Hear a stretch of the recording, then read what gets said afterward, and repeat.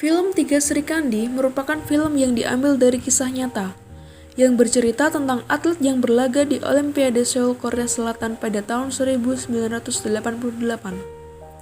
Ini diawali dengan menghilangnya legenda panahan Indonesia Donald Pandiangan, sang Robin Hood Indonesia. Ia kecewa karena gagal berangkat ke Olimpiade Moskow pada tahun 1990 karena dampak dari invasi Uni Soviet ke Afghanistan. Donald Pandiangan tidak suka kalau ada urusan politik dicampur dengan urusan olahraga. 7 tahun berlalu, pada tahun 1987, Indonesia sedang mempersiapkan diri untuk mengikuti kejuaraan Olimpiade Seoul 1988. Saat itu, cabang panahan putri Indonesia sedang membutuhkan seorang pelatih. Pak Rudi Harsono yang merupakan pengurus Persatuan Pemanah Indonesia mencari dan menemui Donald Pandiangan untuk ditunjuk sebagai pelatih. Namun, Donald Pandiangan menolaknya. Tetapi, pada akhirnya luluh setelah dinasihati oleh bibinya. Selesailah apa yang belum selesai. Beberapa hari kemudian, ia menerima tawaran untuk menjadi pelatih tetapi dengan syarat bahwa semua metode latihan sepenuhnya diatur oleh Pandiangan dan tidak boleh mencampuri urusan politik dengan olahraga. Singkat cerita, seleksi dilakukan untuk mencari atlet profesional yang akan berlaga di Olimpiade. Pada seleksi pelatnas, ini terkumpul atlet-atlet panahan seluruh penjuru negeri. Setelah melewati tahapan-tahapan seleksi, atlet yang berhasil masuk pelatnas yang akan diadakan di Sukabumi yaitu Nur Fitriana Saiman, seorang atlet senior dari Jakarta, yang beberapa kali mengikuti kompetisi panahan dan beberapa kali juara. Ayahnya tidak merestui untuk menjadi seorang atlet. Ayahnya selalu mengatur dan menyelesaikannya pendidikan. Kusuma Wardani, cabang panahan putri Ujung Padang, Sulawesi Selatan. Kebetulan, semua demikian panggilan akrabnya sudah diterima sebagai PNS di daerahnya. Namun, ia lebih memilih mengikuti pelatnas dan membuat ayahnya kecewa dengan keputusan yang dibuatnya.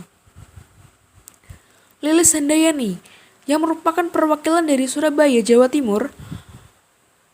Orang tua Lilis adalah seorang atlet, namun memilih meninggalkan dunia olahraga karena pada saat itu belum adanya dukungan besar dari pemerintah. Pelatnas Sukabumi dimulai Donald Pandiangan, seseorang yang memiliki mental disiplin dan tegas. Berbagai metode dan kerasnya pelatihan yang diberikan oleh sang pelatih membuat ketiga atlet tersebut kesulitan dengan metode latihan yang diberikan. Banyak permasalahan yang terjadi, seperti ibu Lilis yang meninggal karena kecelakaan. Namun, Lilis berjanji akan pulang membawa medali emas. Donald menambahkan intensitas latihan dari atlet-atletnya. Dari berbagai macam konflik yang dilalui, dan tiba saatnya, Indonesia berangkat ke Olimpiade Seoul, Korea Selatan. Ketiga atlet tersebut bukan lagi atlet provinsi, melainkan wakil Indonesia. Terlihat atlet panahan bersiap untuk nomor perseorangan putri 30 meter dan 50 meter. Pada tahap ini, Lilis tersingkir lebih awal, namun Yana dan Suma juga gagal. Walaupun begitu, perjuangannya belum berakhir. Atlet Indonesia akan bertanding ke nomor beregu putri dan ini akan menjadi kesempatan terakhir untuk mendapatkan medali. Sebelum bertanding, sang atlet mendapatkan briefing dari Donald Pandiangan. Ia mengatakan bahwa ini selangkah lagi untuk mendapatkan medali. Medali ini untuk negerimu, Indonesia. Di nomor beregu, atlet Indonesia melaju menembus 24 besar dan berhasil melewatinya dan terus melaju hingga ke tahap 12 besar. Setelah perjuangan panjang, akhirnya mampu menembus babak final. Namun, ternyata dimenangkan oleh tuan rumah, yaitu Korea Selatan. dan Indonesia harus merebutkan medali perak lawan Australia. Setelah 36 tahun berpartisipasi Olimpiade, akhirnya lewat Yana, Kusuma, dan Lilis mampu meraih medali pertama kali dalam sejarah, yaitu medali perak. Pada akhirnya, disebutlah ketiga atlet tersebut Tiga Sri Kandi.